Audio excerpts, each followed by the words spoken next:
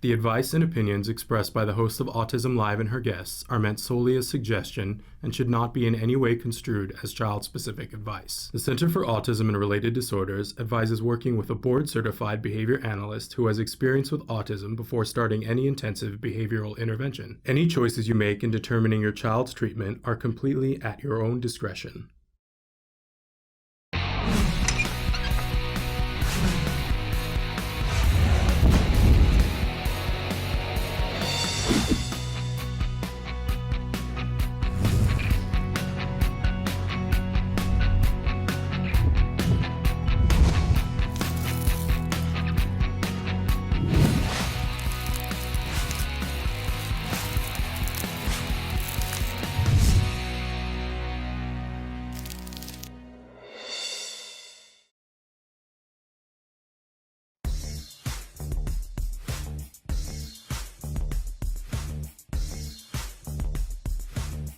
Welcome back to Autism Live. We're really excited. For the first time on this show, we're welcoming David Scribner. David, am I saying your last name right? Yep, that's me, David Scribner. Okay. And David, tell us, we've got a really fun picture of you with your thumbs up because we weren't able to get a picture today. But thrilled that you're here with us. Tell us what your role is at the Center for Autism and Related Disorders. I am a senior clinical lead manager, so I'm in charge of running 3 offices. I'm currently running our Santa Ana office, our Irvine North office, and our Anaheim office, all in California. Wonderful, wonderful, and I know you're doing a great job doing that. So David is going to be answering some questions that you guys sent in for us. This is the segment that we call Ask an Autism Expert. And so David, I'm going to launch right in.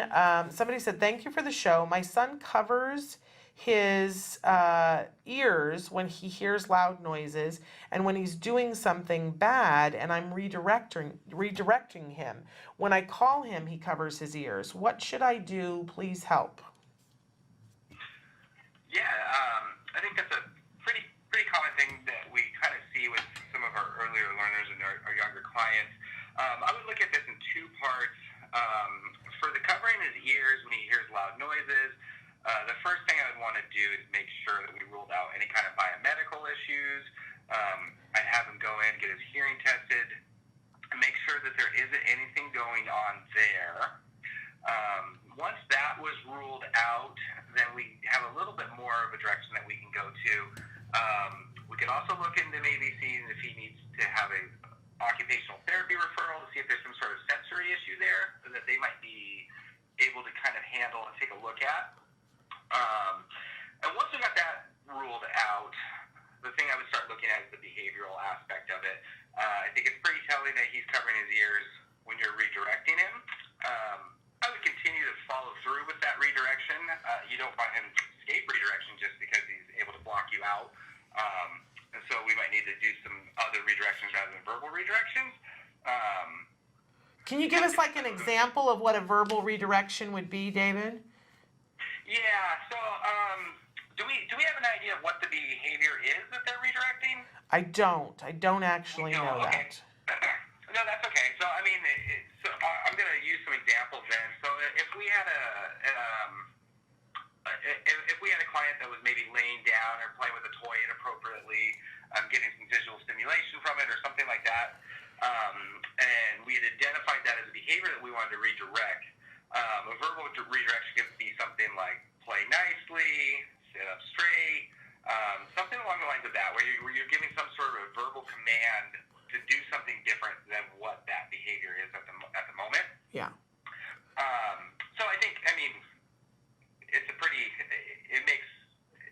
good strategy to just block that out, right? If you're the kid, I can't hear you, I can't do it. So, well, it's equivalent to when we see on sitcoms and movies when somebody puts their fingers in their ears when somebody's saying something they don't want to hear and going la la la la la la. It's if I don't really want to hear criticism either, and if I could cover my ears and not hear it, it would be a very adolescent thing to do. But if it worked, why wouldn't an adolescent do it? Exactly. So, and that's the big takeaway there is that we just have to make sure that doesn't work anymore.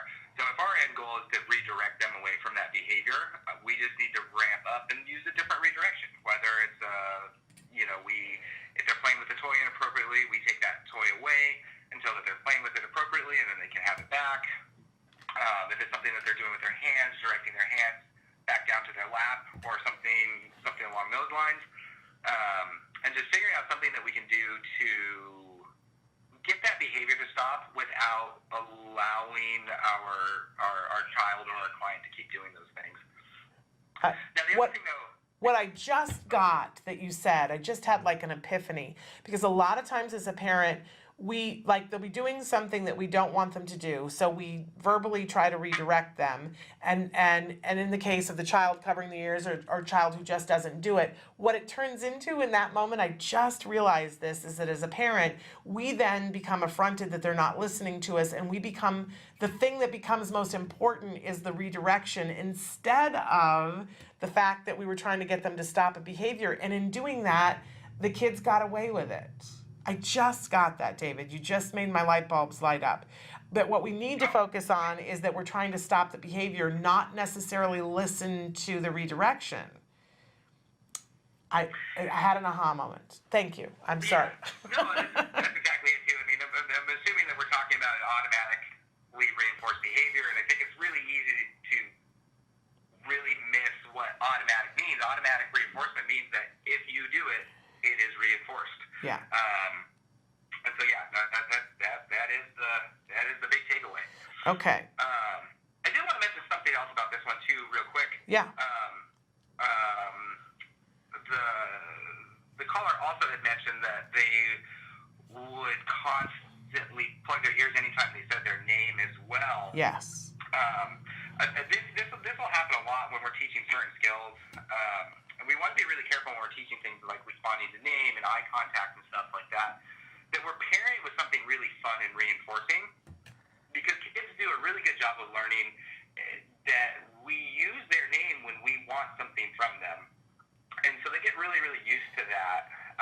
And so a good way to, really successful way for them to ignore or get out of doing work is to ignore their name when it's said. So initially what we want to do when we're teaching these things is to pair that with a lot of reinforcement. So we say their name, they look at us, and then we give them tickles, we give them high fives, we give them something that they really want. And then they kind of learn, oh, my name doesn't always necessarily mean I have to do work. I can mean good stuff too. Got it. What an important And then we can point. phase into doing more work.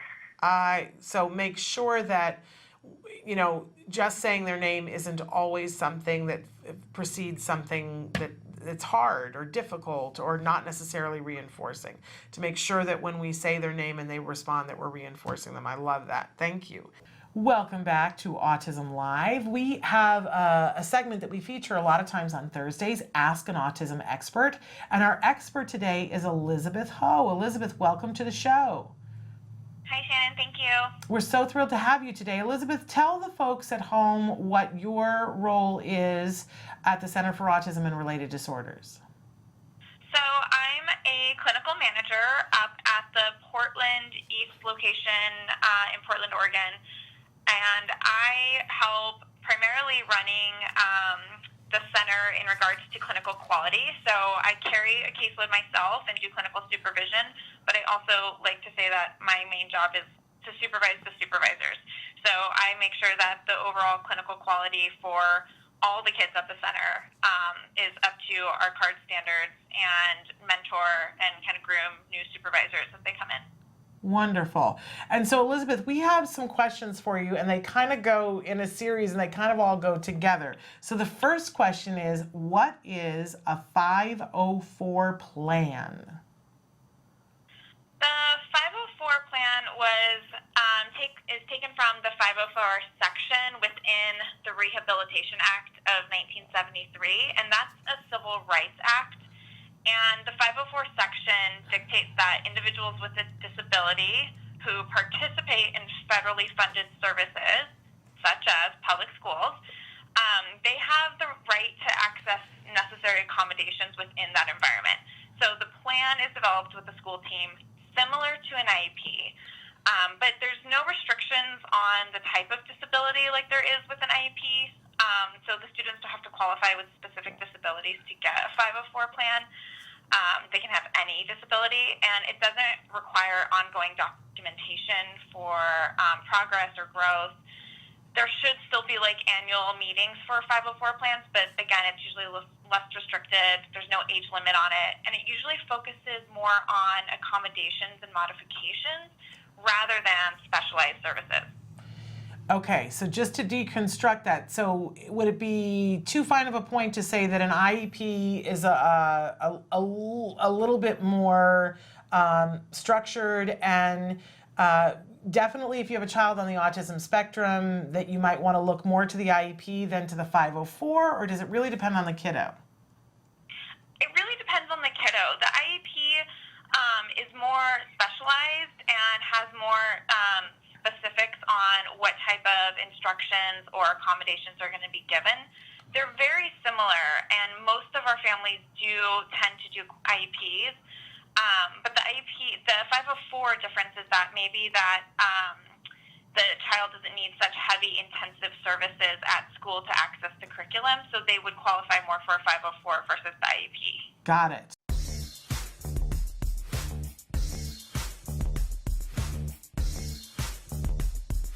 So the next one, my 3-year-old with little speech, she has begun public school and is receiving speech therapy there. Should I seek more therapy for speech? And I don't know what you read into this, David, but we have a lot of families that school offers them speech, and they think that sometimes they will prioritize that speech as being more important than their ABA hours.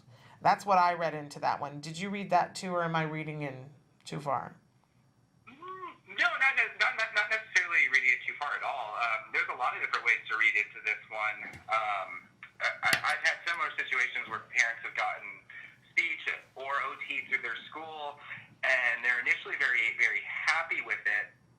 I think the really important thing to look at there is when you are receiving these services, and it doesn't matter if it's from school or if it's from an ABA provider or anything like that, you really want to be an informed and somewhat aggressive of the consumer. I cued into the part where they said that their child is 3 years old and doesn't have a lot of speech right now. And one of the things that you want to look for when receiving speech services from school is what that placement really is. Because one thing that schools will do a lot of the time is they'll do group speech, and group speech can be a really good placement if you're working on things like social skills, conversational skills with peers, and those types of things. But if you're trying to generate speech and we don't have a lot of speech yet, and they're in a group placement, they're not going to get a lot of that one-to-one direct time that they need to really make progress.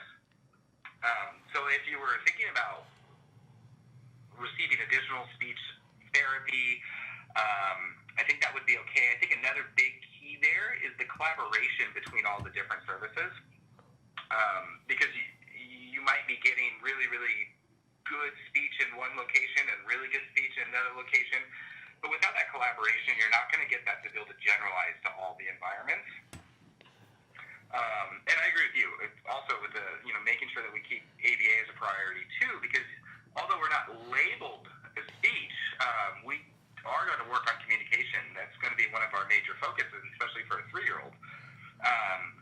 So although we're not labeled speech, we still work on functional communication, communication as a replacement behavior for problem behaviors. We're working on a lot of different things there too. Yeah. For a 3-year-old, I just want to point out for people watching, for a 3-year-old with autism, speaking or not speaking, the recipe often is that research shows that the most effective number of hours to do ABA is 25 to 40 hours of ABA. Schools right now are so threatened by that we have seen countless cases where a school will say to a parent, well, but it's really a question of quality versus quantity. And this is very disturbing to me because I want to know where that study is, because I'm not aware of that study. The study says that it's actually more practice. So, that it really is the hours. And I feel that schools are doing this to manipulate parents into feeling that they should spend more time at school and less time doing therapy.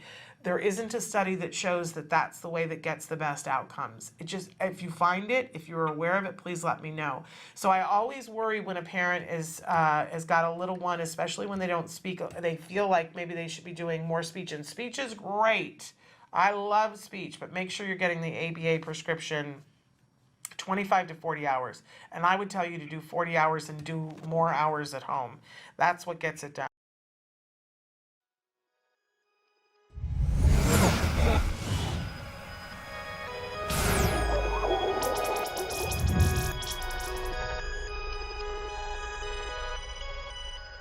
When Maddie was diagnosed, I'll be honest, I was very ignorant on what autism was. I knew that autism was basically something that hit boys at the age of 2 to 3 and shut down. And with Maddie, she was doing all the same signs and symptoms of a typical child with autism spectrum disorder. Stand up.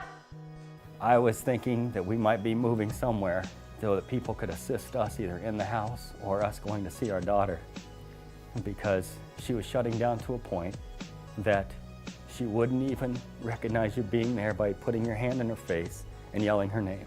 She didn't even acknowledge us coming into the room. She had barely any eye contact. She didn't interact with her sisters. She didn't really do anything. She just basically lined up her toys and that was about it. We have 8 volunteers, including my husband and I'm the team leader, and so I do all the curriculum and get everything ready each week. Jana was downstairs until 11 o'clock at night working on curriculum, going through 2 different textbooks. Look, who's that? And then we, as a group, meet on Monday nights, and we would go through what the curriculum was from Jana. And a lot of times we would go, well, how exactly do you do that? How do you sit her at the table and do this trial base? With what skills has done for us, it's taken that away from Jana trying to figure out the curriculum for one. She can go down, or on even our laptop, and she can sit down and through all these questions, it comes up with the different programs. At least for me, it was a relief off my shoulders. I was worried that I might be missing a curriculum that maybe she needs to know, where the skills, they have every possible thing your child needs to know from 0 to 7. They have a program for that. What noise is this?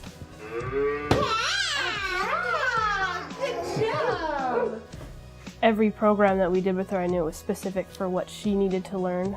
Because before skills, it was a lot of, okay, well, is that really age appropriate for a 2-year-old? You know, because it's not generalized. It's anywhere from 0 to 7. This is what your child needs to know in most manuals you'll find.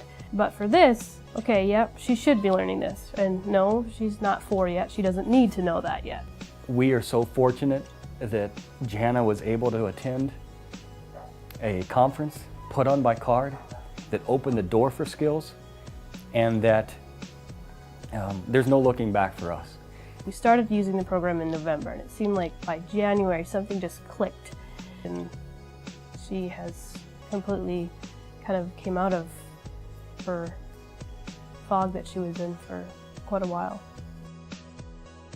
I have never read a documented case on any child that has not benefited anything from applied behavior analysis, and now with this new skills and being, you know, like the E version of ABA, I can't imagine that it doing anything harmful to their child. It's nothing but exponential growth for us. To see her now, it just blows us away. I mean, we call her our little miracle child because in 7 months' time, she's just blossomed into this normal, functioning child.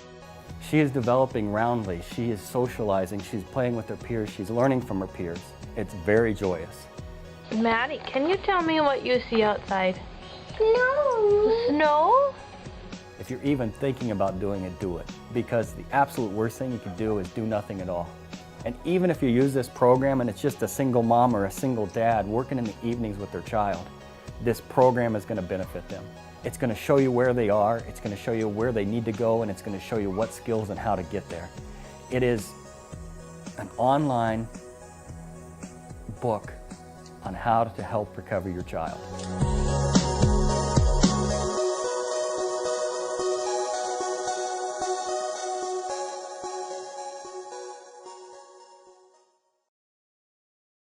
Okay, so next question was, how many hours should a 3-year-old who is nonverbal get? Our ABA person is saying 10 hours is enough.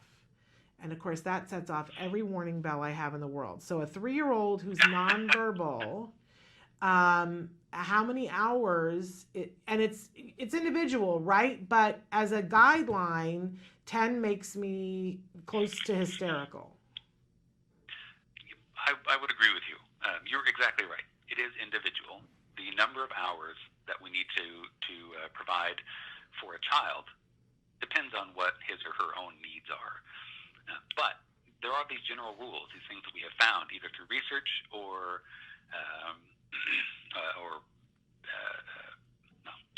what we found through the research, through the data, is that at that age, at 3 years old, particularly when you have a child who is nonverbal, we're probably looking at more like 40 hours a week.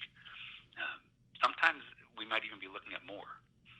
The best indicator of a good prognosis for a child, the one thing that we can control the best that makes the biggest difference, is the intensity of of the therapy, of what the dosage is, you could say. And 40 hours a week, it is an intense program for sure. And I think many parents are concerned about that because they're thinking, he's 3, why is he working a full-time job? But that's not really what it is. It's more like he has a medical need. Why would we not want to give them the correct dosage to treat that?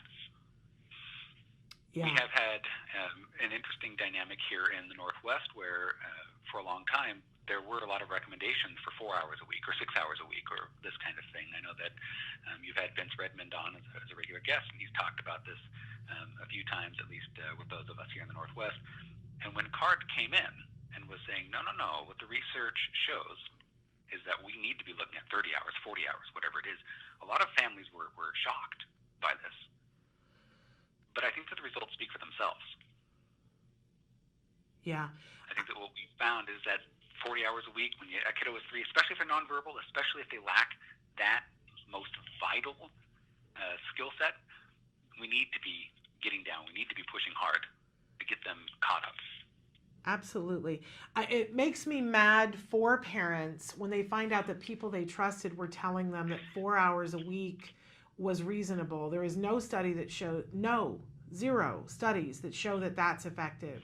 In fact, there is a study that showed kids who were getting 10 hours a week and kids who were getting 25 to 40 hours a week, and it showed that the 10 hours was not effective. 10 hours was not enough to make a difference. We all understand intensity. It's the difference of if you go to the gym once a week or if you go to the gym every day for 6 hours. How different you will look in 6 weeks will be vastly, vastly different. And when we have a kiddo who is nonverbal, as you were saying, Nate, we want to give them their best opportunity. And so we look at the science, and it says that kiddo should be more in the window of at least 30 to 40 hours. And we've had Dr. Granpeesheh on the show before who says, that's how much you're going to get funding for, but that every waking hour needs to be an educational opportunity for that child so that they have the best chance of making the most progress. So it makes me mad, though, when I hear that people who know better, who have access to studies, are saying to parents who wouldn't know 4 hours. Because to me, that is just a funding thing. That is trying to give your child watered down. I mean, if somebody handed you a prescription for penicillin and you know that you got to take 1 pill every day for 10 days and they said, no, just take it for 2 days, you would know that they were trying to cheat you out of what we know to be effective. And so to me, that's personal. If somebody is telling you that 10 hours is enough, I wouldn't trust that person.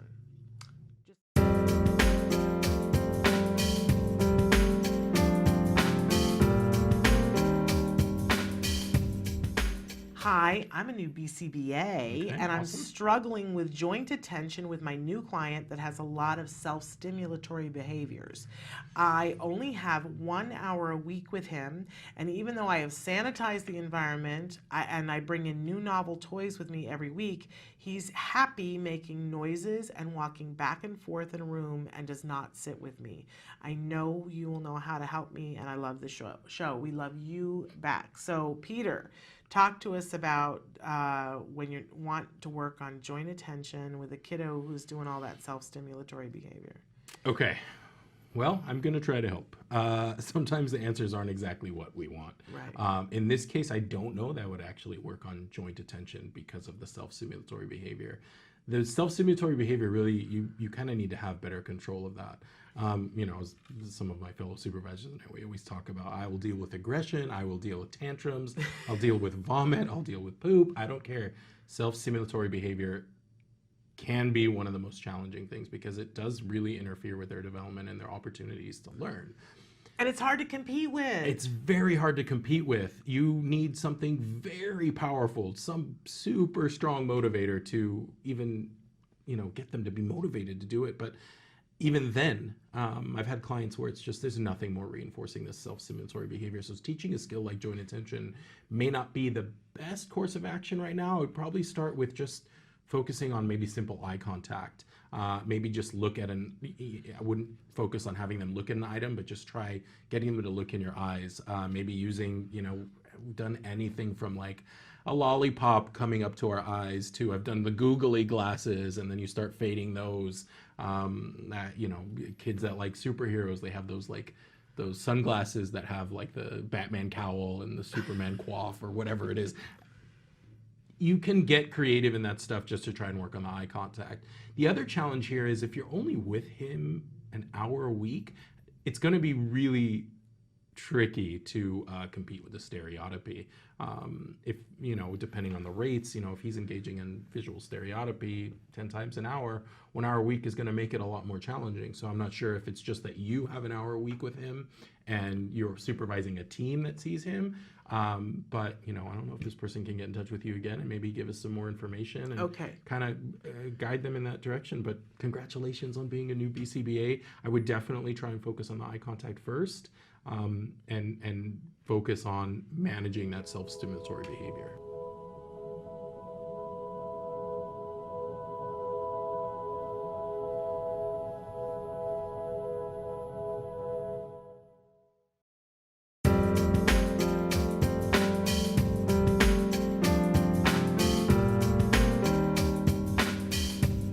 My 8-year-old is an impulsive liar. What strategies can I use with him to start being honest? He usually lies when he made a bad choice and almost always calls his choice an accident, whether it's hitting someone, name calling, not doing something he was asked to do by an adult. His teacher has him write apology notes to classmates and teachers he has lied to, but he continues to lie to get out of bad situations. What would be a better consequence? He also loses recess when this happens, which he really needs. And she says, thank you very much. Okay, for this one, I would really want to just make sure that they've done the FBA, so the behavior assessment, to find out what the actual function of the behavior is. So that's something that they should work with their team on to make sure that the consequences are in line with what the function is going to be.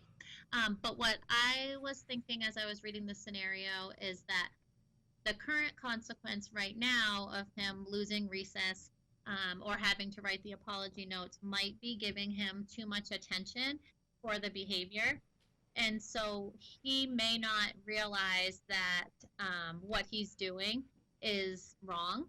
So I think what they should do is put in some more proactive measures and actually teach them that it's okay if you do something wrong, and then to tell the truth. So the idea would be if he bumps into somebody, he needs to be able to say that I hit my friend or I bumped into my friend, and then be rewarded for saying the right thing, because he may think that he should lie so that he's avoiding getting in trouble, whereas the consequence is actually what's worse than him actually telling the truth.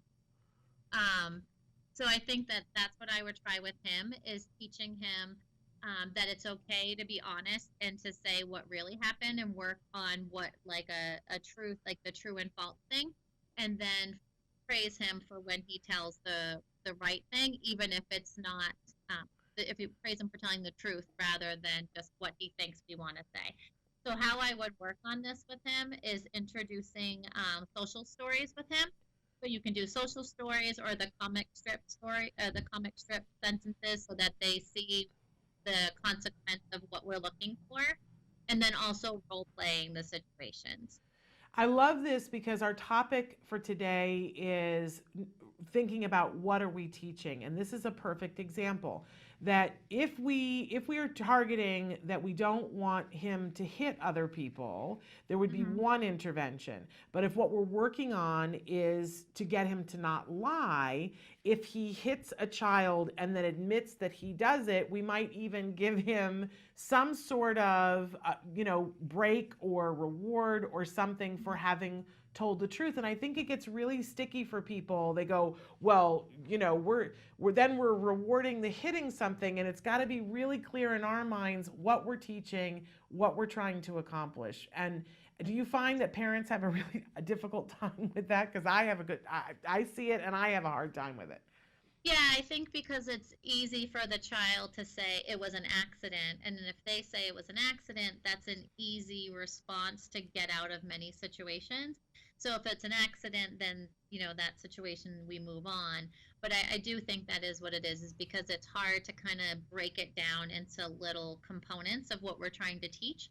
So I think if you just kind of take a step back and say, okay, what is it that he was trying to say? How can we teach that? And then look at the consequences and see if it's really matching what the behavior is. So I think that's where like the FBA definitely would come in handy. And I would just, my other point to this one would be just to really look and see if, the current consequence is increasing the behavior or decreasing the behavior. So then they would know to make modifications to that plan.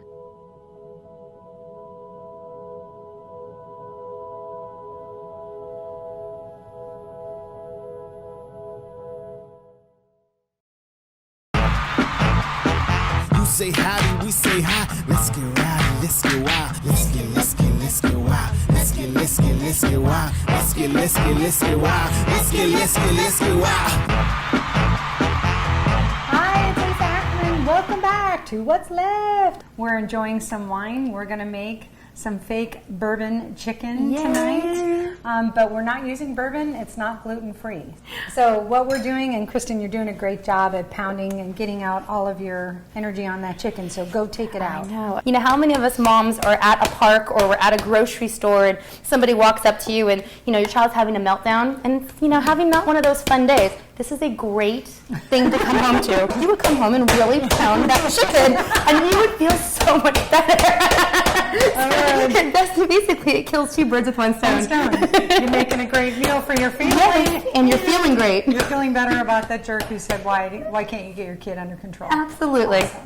So the first thing we're going to do is we're going to take all your pounded, aggressive chicken and start to saute it in the skillet. And I'm just going to add a little bit of my grapeseed oil. So I'm going to go ahead and just put this in. We love the way we're going to just try to brown this up and cook it a little bit. Just a little bit of salt and pepper on top. And we're just going to go ahead and brown this.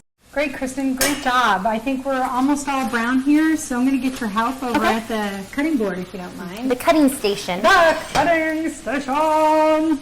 We're going to cut this in about a third slices. You go chop it up. Okay. I'm going to start on the sauce. Okay.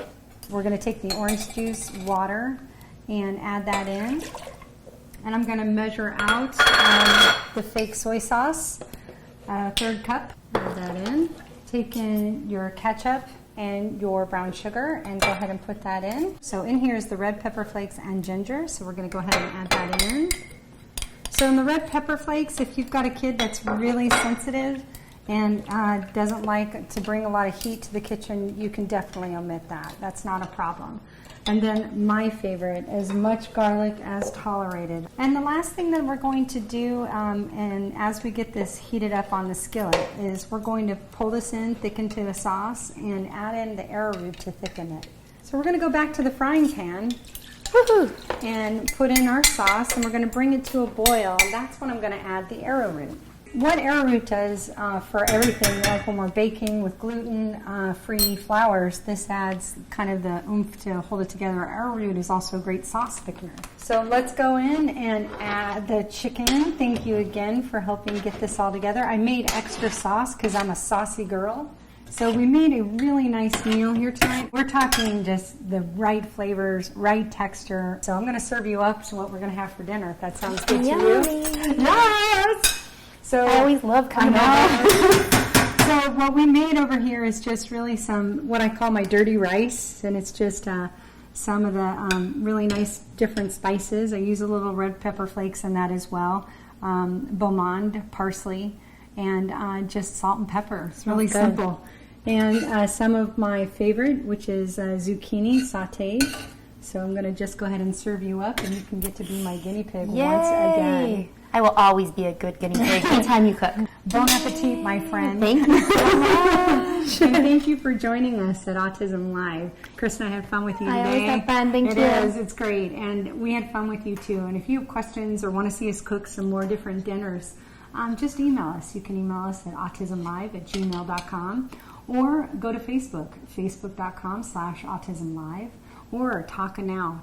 Taka's got tons of recipes, over 2,000 recipes ready for you to come and explore and have some fun. And thanks to Holly for this great bourbon-free bourbon chicken.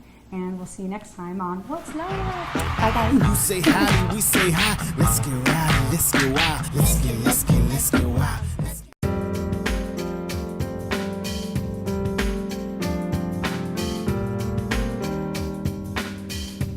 Hello, I'm a special education teacher on my lunch break. How much do we love this teacher? How can I get a parent on board with our behavior plan for her son? He's in the 7th grade. Mom reports there are no behaviors at home. At school, he has several. I know that mom and dad tiptoe around him and don't ask him to do anything because demands are a trigger. He runs the house. He's 12. He can get help at home therapy for 1 hour a week through county funds, but how do I get mom to see that her behavior plays a part in her son's behavior and that it needs to change? It seems almost impossible, but I know you will have ideas, and thanks. What do you think? It's such a sad situation. I love this teacher. She's obviously got such a big heart. I think that there's 2 critical components to addressing this. One is having that come to Jesus meeting with mom and dad, because it seems like what they're doing is they're just engaging in their own escape avoidant behavior, right? They're terrified to confront the future. They're terrified to confront their child's needs and their child's behaviors. So the first thing is to have like a really loving, nurturing, warm talk with them and saying, what are your plans for the future? What are your long-term goals? Do you want him to live independently? Do you want him to live in a group home? Do you want him to live with relatives? We need to figure that out so that we can start preparing him for that life. And part of that will be making sure that, the world does not, as much as we as loved ones of individuals on the spectrum and special needs, as much as we want the world to bend and adjust and cater to the needs of our loved ones, the world just doesn't. We have to teach our loved ones to survive the world and to be as successful as possible in our communities. So having that really genuine conversation with the parents and saying, what can we do to prepare him for independence? What happens when you go to the grocery store? What happens when you go to the mall? What happens when you go to the movies? The second part, going along with all of that, is making sure that we're giving that family resources. Is there respite available in their community? Are they affiliated? Are they going to the Autism Society meetings going on in their community? Who's their support system for the parents? Because if the parents don't have that support system, they're not going to confront these issues. They really need their own. They probably need counseling. You can try setting them up with social workers. Social workers are amazing at helping parents organize their lives and talk about those long-term plans and those long-term goals. So I would say that those are the 2 really essential components: is having a conversation with the parents where you really force them to sit down and look at the future and look at the reality of where their child is going to be. And then the second component is making sure that we're not just overwhelming them with all of this information. We're also telling them look, here are the resources and here are the people that are going to help you get there. And all of us are here to be your team, and we're a united front. It's not us against you. It's all of us working together for the well-being of your child.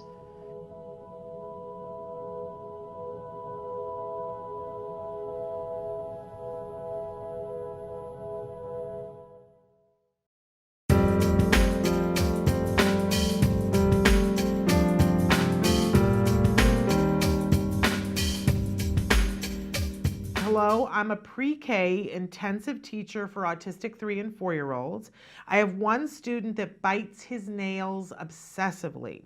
He chews on the ends of his fingers until they bleed. He does this all day long. Every time I look at him, his fingers are in his mouth. He also puts blocks, cars, and toys in his mouth and chews on them. What can I do to get him to stop this behavior?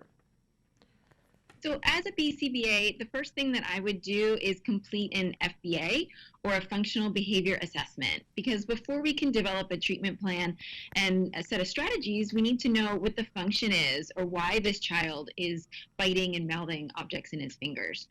So that's something where, being in the school district, hopefully this teacher has access to a BCBA who can help provide this functional behavior assessment to figure out what the function is.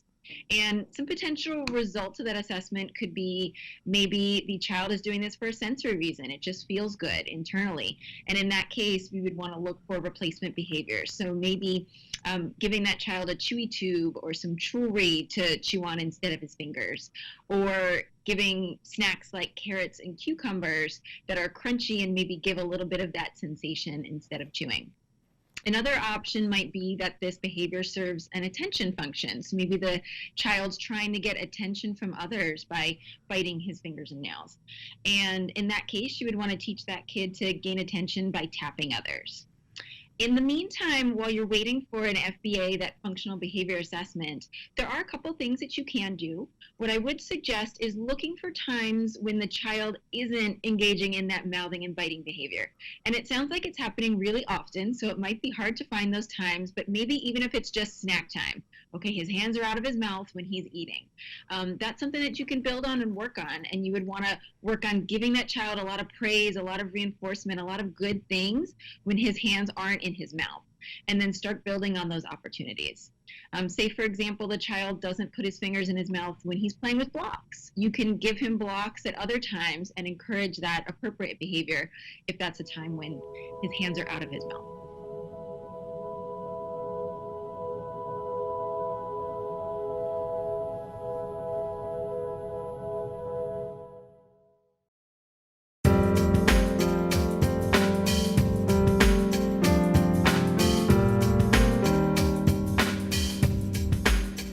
How do I potty train my 7-year-old? He will keep a diaper dry only when prompted to go to the toilet every 2 hours.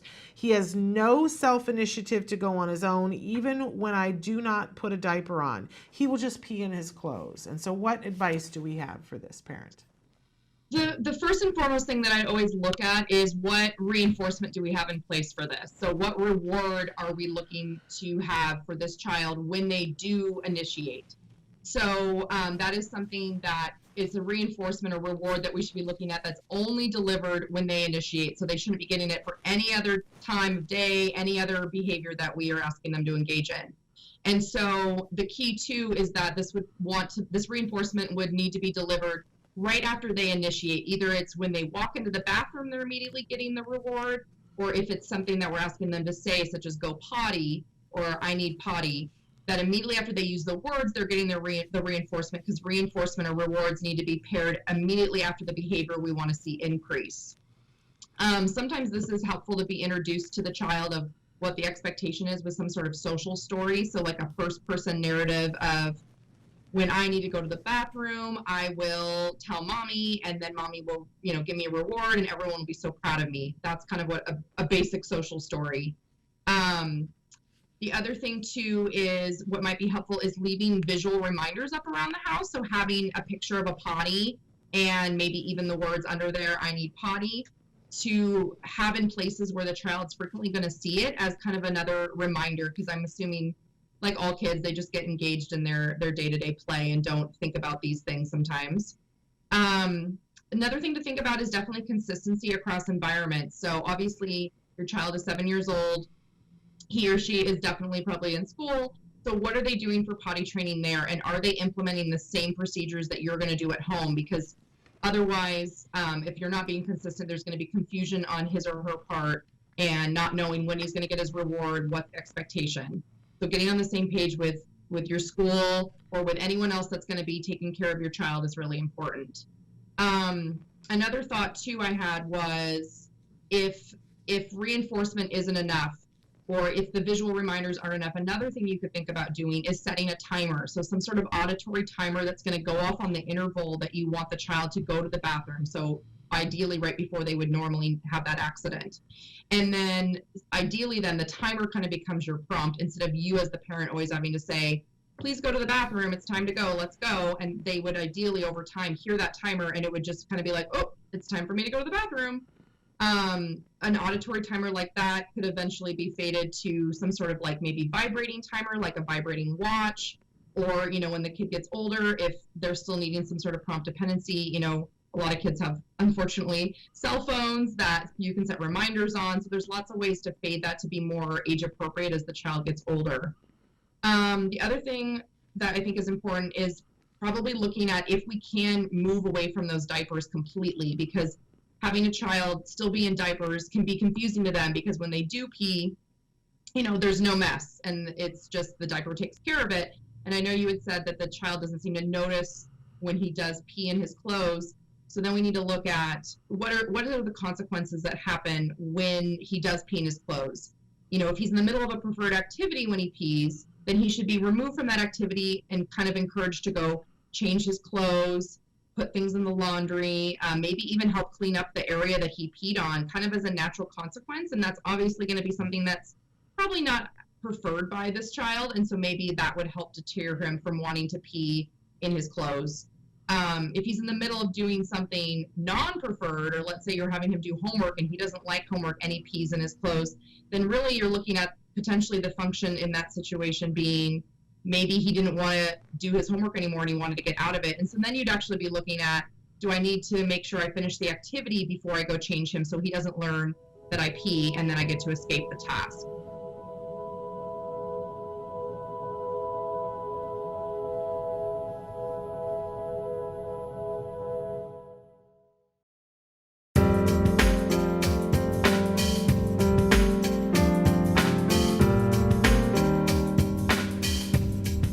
My son was diagnosed with ASD at 2 years old. Since then, we put him in speech therapy and he just started OT 2 weeks ago. He will be 3 years old next month, and within a year, he has made so much progress. Since 2.5, he's learned his ABCs, numbers, and shapes. His vocabulary has also improved and can easily identify many objects, animals, etc. Although his therapy has been so significant in his progress, he is very attached to me, and I have problems in therapy with parent-child separation. He will throw a tantrum, and I will have to leave him by force. He does calm down a couple of minutes later, but it's an ongoing problem. Do you have any suggestions on how to break or make easier child-parent attachment? Yes, this is a hard one because obviously it's really hard, I'm sure, as a parent to see your child be so distraught when you're trying to leave them and you're doing something that's in their benefit, of course. First thing would be always front load your child with the expectations or what's going to happen. And it might be that you can just talk to your child and say, okay, today mommy's going to drive you to speech, and then you're going to play with Miss Kathy, and then mommy's going to pick you up. In some cases, just verbally isn't enough, and they also may need pictures, so almost like a little visual schedule. You could have a picture of mommy, a picture of the speech therapist, and then a picture of mommy again, and talk through with your child, like, this is what's going to happen, and I will definitely, be back to pick you up. So sometimes just that forewarning really gives child this, lowers the anxiety and gives them a sense of understanding of what's going to be happening. The other thought is potentially having some sort of transition item that the child could take with them, either from the car or the house, that they take into therapy that does stay with them since mom cannot stay. So something comforting, maybe a blanket, maybe a stuffed animal, something like that, that they get to, that you as the parent can say, okay, you're going in to see Miss Kathy now, like, go ahead, take your special teddy bear, and, I'll pick you up later. And that might help ease the separation.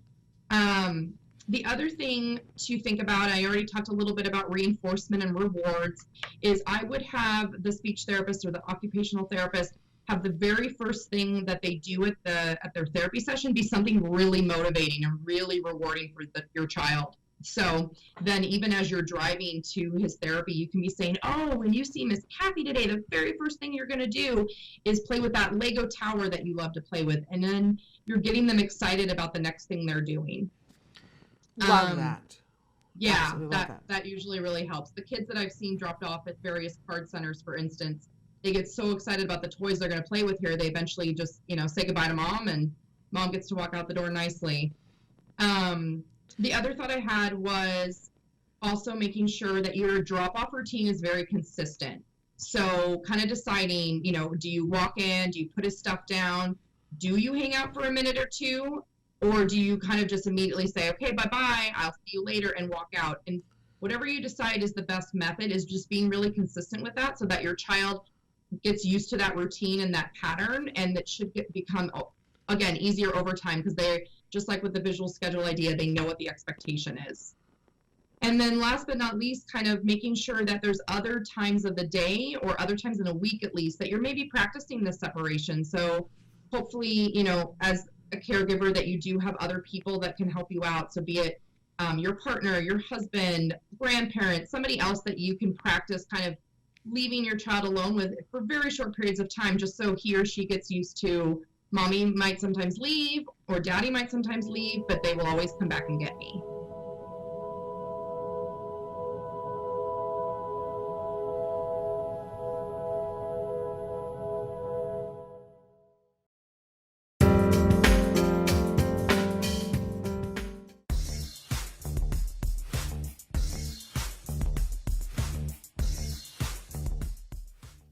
Welcome back to Autism Live. We have joining us on the phone right now, Crystal Fontaine. This is one of my favorite segments. This is when we welcome an autism expert to be with us and answer some of your questions. So Crystal, this is your first time on the show, and we've had a little bit of technical difficulty, but we've got you on the phone now. Welcome. Hi, good morning. We're thrilled to have you here. Please tell our audience what your role is at CARD and what you do. Thank you. I'm very pleased and happy to be here. I am a regional manager for the whole state of Washington. So I currently oversee about 6 centers and a few expansion sites out here. And you do a wonderful job, and I know your families up there just so appreciate you, as do I. Thank you so much for all the great work that you do. So I'm going to launch right in here to some questions. My daughter, 7, with ASD, has recently started repeating her responses by whispering them under her breath. So if I ask her, what do you want, juice or milk, she will respond, I want juice, but then she will whisper, want juice. Is this echolalia, and should I ignore it or address it? Okay, so based off of what you're describing, it does sound like it is echolalia. And while it's always best to address some of these extraneous behaviors, it's something that I think that can be easily shaped. And you can do this by having her describe how she feels about getting the juice, or even by describing what the juice tastes like. So my thoughts are, for example, when she responds with, I want juice, and then while you're pouring it, to break up that pattern in that language, you can say something like, I love juice, or I'm so thirsty. Or you can even say something like, my favorite juice is apple juice. And that'll break up that echolalia that you're describing. Wonderful. And this will help with more, this will help model more functional language and communication. And I think a key here is to generalize it into other activities in her daily routine. And you can do this by joining her in play and say, for example, if she's playing with dolls or cars, you can say things like, the doll's sleepy, it's time for bed, or the car's moving really fast. And the biggest thing here is just to make sure that you're reinforcing the variety of language, because this will help increase that in the future. Okay, so we're trying to get in between, because she says, I want juice, and then she repeats the want juice. We're trying to just sort of interrupt that there by feeding words from ourselves, saying, I love juice, or my favorite juice is apple juice, what is yours? So we're just trying to interrupt that pattern? Absolutely, because it sounds like she's saying I want juice and then immediately going to echo that. So it sounds like she has really good imitation and she's imitating things that she's hearing. So if we're just being proactive in throwing in some of those variety of phrases, then she's going to be imitating our language as well. Love it. Absolutely love it. I'm going to move on to the next.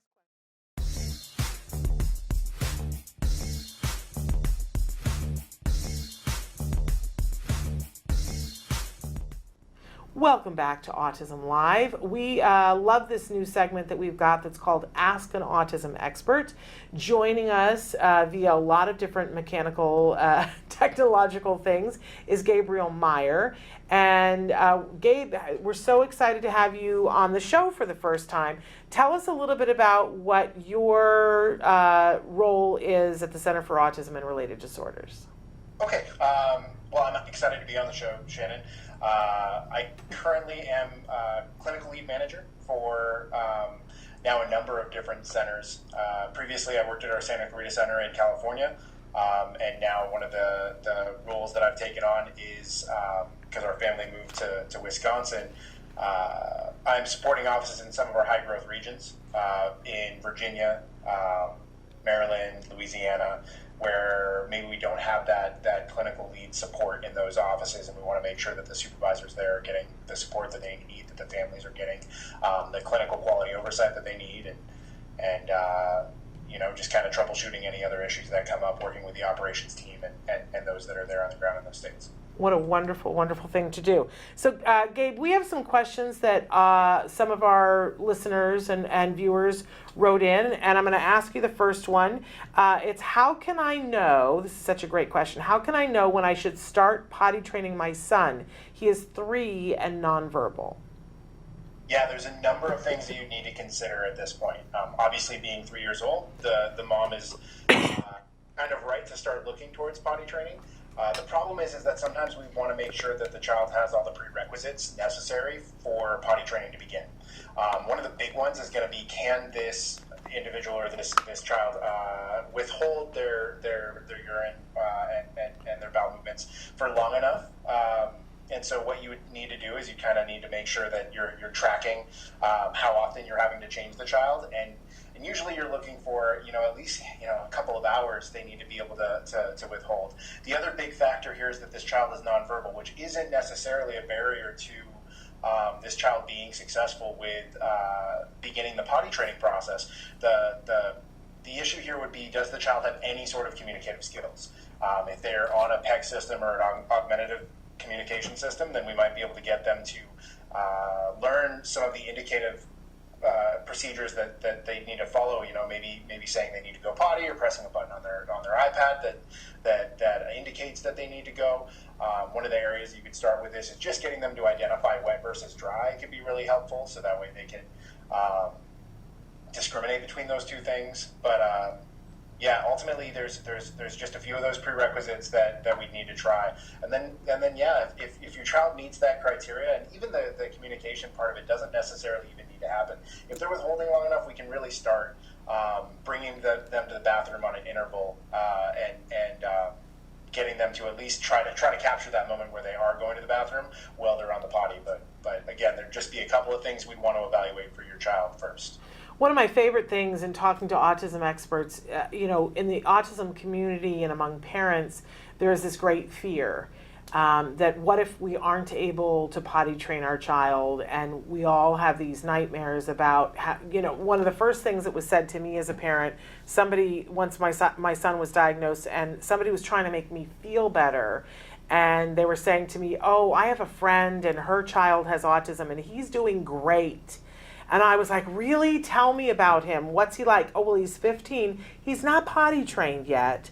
And I had nightmares about that, right? I was just like, oh, and I think a lot of autism parents have this great, great fear. But I love hearing experts talk about it, because you guys are kind of amazing in your attitude towards it, that you really have cracked the code on potty training, that when it's done properly, and you guys all love the Fox and Azrin method because you know that it works, that really you can have great success with potty training.